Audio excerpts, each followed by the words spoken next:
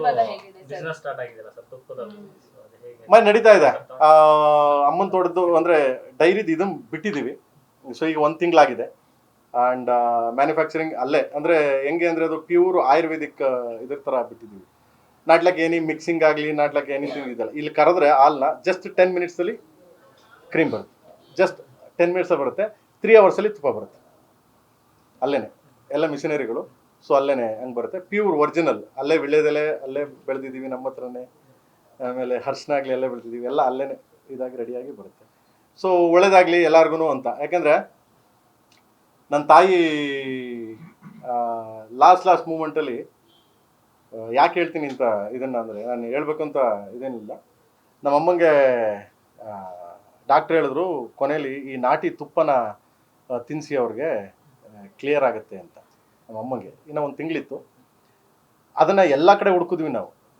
ಊರಲ್ಲಿ ಹುಡ್ಕಿದ್ವಿ. ನಾಟಿ ಹಸು ತುಪ್ಪ ಎಲ್ಲೂ ಸಿಗ್ತಿರ್ಲಿಲ್ಲ. ಯಾಕೆಂದರೆ ನಾಟಿ ಹಸು ಹಾಲು ಕೊಡೋದೇ ನಿಮಗೆ 1 ಲೀಟ್ರ್ 1.5 ಲೀಟ್ರ್ 2 ಲೀಟ್ರ್ ಅವ್ರ ಮಕ್ಕಳಿಗೆ ಮನೆಗೆ ಆಗುತ್ತೆ ಹಾಲು. ತುಪ್ಪ ಹೆಂಗೆ ಮಾಡ್ತಾರೆ ಅವರು? ಯಾಕೆ ನನ್ನ ಹತ್ರ ಹಸುಗಳಿದೆ. ಸೊ ಅದು ಆ ಟೈಮಿಂದ ನನಗೆ ಮೈಂಡಲ್ಲಿತ್ತು ಪ್ರತಿಯೊಬ್ಬರಿಗೂ ಅದು ಸಿಗಬೇಕು, ಪ್ರತಿಯೊಬ್ಬರಿಗೂ ಇದಾಗಲಿ ಅಂತಲೇ ಒಂದು ಇದಕ್ಕೆ ನಮ್ಮಮ್ಮನ ಜ್ಞಾಪಕದಲ್ಲಿ ಸೊ ಅಮ್ಮನ ತೋಟ ಅಂತ ಮಾಡಿ ಅದನ್ನು ಲಾಂಚ್ ಮಾಡಿಬಿಟ್ಟಿದ್ದೀನಿ. ಅದರಿಂದ ಚೆನ್ನಾಗಿ ಇದಾಗ್ತಿದೆ. ಅದನ್ನು ಟ್ರಸ್ಟೂ ಮಾಡ್ತಾಯಿದ್ದೀನಿ. ಅಂದರೆ ನನ್ನ ಟ್ರಸ್ಟ್ ಇದೆ. ನಾನು ಯಾವುದೇ ಸಾಂಗ್ ಆಡಲಿ ಯಾವುದೇ ಇದಾಗಲಿ ಅದನ್ನು ನಾನು ದುಡ್ಡು ತಗೊಳ್ಳಲ್ಲ.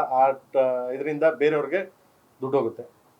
ಸೊ ಎಜುಕೇಷನ್ಗಾಗಲಿ ಬೇರೆ ಇದಕ್ಕಾಗಲಿ ಹಾಸ್ಪಿಟ್ಲಿಗಾಗಲಿ ಯಾರೇ ಬಂದರೂ ನನ್ನ ಮನೆ ಹತ್ರ ಆಗಲಿ ನನ್ನ ಜೊತೆ ಯಾರೇ ಬಂದರೂ ಹಾಸ್ಪಿಟ್ಲಿಗೆ ಗೌರ್ಮೆಂಟ್ ಕಡೆಯಿಂದ ಆದರೂ ಮಾಡಿಸ್ಕೊಡ್ತೀನಿ, ನನ್ನ ಕಡೆಯಿಂದ ಏನಾದರೂ ಮಾಡಿಸ್ಕೊಡ್ತೀನಿ. ಸೊ ಅಷ್ಟು ಸದ್ಯಕ್ಕೆ ನನ್ನ ಅಮ್ಮನ ತೋಟದಿಂದ ನಡೀತಾ ಇದೆ.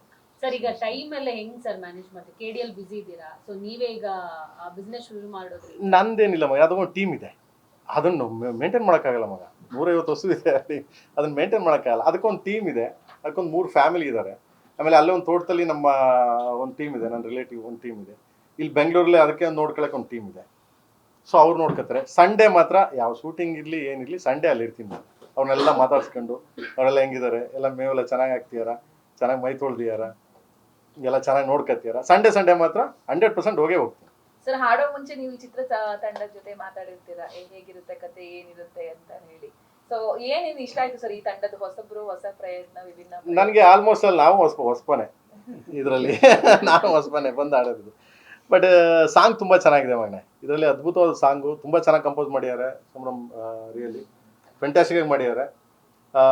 ಎಲ್ಲೋ ಒಂದು ಕಡೆ ಅಯ್ಯೋ ಇದು ನನಗೆ ಸಿಕ್ಬಾರ್ದಾಗಿದ್ದ ಸಾಂಗು ಅನಿಸ್ತದೆ. ಯಾಕೆಂದರೆ ಸೊ ಸಾಹಿತ್ಯ ಮತ್ತು ಕಂಪೋಸಿಂಗು ಆ ಸ್ಟೈಲ್ ಇದೆಯಲ್ಲ ತುಂಬ ಚೆನ್ನಾಗಿದೆ. ಆಫ್ಟರ್ ಲಾಂಗ್ ಟೈಮ್ ಏಕಲವ್ಯದಲ್ಲಿ ಅನಿತಾ ಕೇಳಿದ್ದೀರ ನೀವು ಸಾಂಗ್. ಅದಾದಮೇಲೆ ಈ ಸಾಂಗ್ ಹಿಟ್ಟಾಗುತ್ತೆ 100%. ಅಷ್ಟು ಸಾಹಿತ್ಯ ಮತ್ತು ಕಂಪೋಸಿಂಗ್ ತುಂಬ ಪವರ್ಫುಲ್ ಆಗಿದೆ. ಆಮೇಲೆ ಎಲ್ಲರೂ ಹೊಸಬ್ರು ಅಂತ ಏನಿರ್ಬೋದು, ಬರ್ತಾನೆ ಇದ್ದಾರೆ. ನೀವು ನೋಡಿದರೆ ಈಗ ಒಳ್ಳೊಳ್ಳೆ ಪಿಕ್ಚರ್ಗಳು ಹೋಗ್ತಿದೆ. ನಾನು ರಿಲೀಸ್ ಮಾಡೋಕ್ಕೆ ಮುಂಚೆನೇ ರಾಜ್ಬಿ ಶೆಟ್ಟಿ ಅವ್ರ ಸಿನಿಮಾನ ಅದು ಕೇಳಿದ್ರು ನನಗೆ, ನಿಮ್ದು ಯಾವುದೋ ಸಿನಿಮಾಗಳು ಬಂದ್ಬಿಡ್ತವೆ, ಅದ್ರ ಮಧ್ಯೆ ಯಾವುದೋ ಒಂದು ಸಣ್ಣ ಸಿನಿಮಾ ಬರ್ತದೆ, ಸಣ್ಣ ಸಿನಿಮಾ ರಿಲೀಸ್ ಮಾಡೋಣ ಅಂತ ಪ್ಲ್ಯಾನ್ ಮಾಡ್ತಾ ಇದ್ದೀನಿ. ಸಣ್ಣ ಸಿನಿಮಾ ಆಯ್ತಾ ಅದು ಅಲ್ವಾ? ಹಂಗೆ ಸಿನಿಮಾ ಯಾವುದೆಲ್ಲ ಹೊಸಬ್ರು ಸಣ್ಣವರು ಎಲ್ಲ ಹೊಸಬ್ರು. ಪ್ರೇಮ್ ಸರ್ ನಮ್ಮದು ಒಂದು. ನಾನೇ ಹೋಗಿ ಸಿನಿಮಾ ಬಿಫೋರ್ ರಿಲೀಸ್ ಆಗಿ ಮುಂಚೆ ನೋಡಿ ಬಂದೆ, ಸೂಪರ್ ಹಿಟ್ ಆಗುತ್ತೆ ಹೋಗಿ ಸಿನಿಮಾ ಅಂತ ಬಂದೆ ನಾನು. ಹಂಗೆ ಸಣ್ಣದು ಗಿಡ ದೊಡ್ಡದು ಅಂತೇನಿಲ್ಲ, ಹೊಸಬ್ರು ಹಳಬ್ರು ಅಂತೇನಿಲ್ಲ. ಸೊ ಯಾವುದು ಬೆಸ್ಟ್ ಆಡಿಯನ್ಸ್ಗೆ ರೀಚ್ ಆಗುತ್ತೆ ಅದು ಯಾವತ್ತಿದ್ರು ಹಿಟ್ ಆಗಿ ಆಗುತ್ತೆ.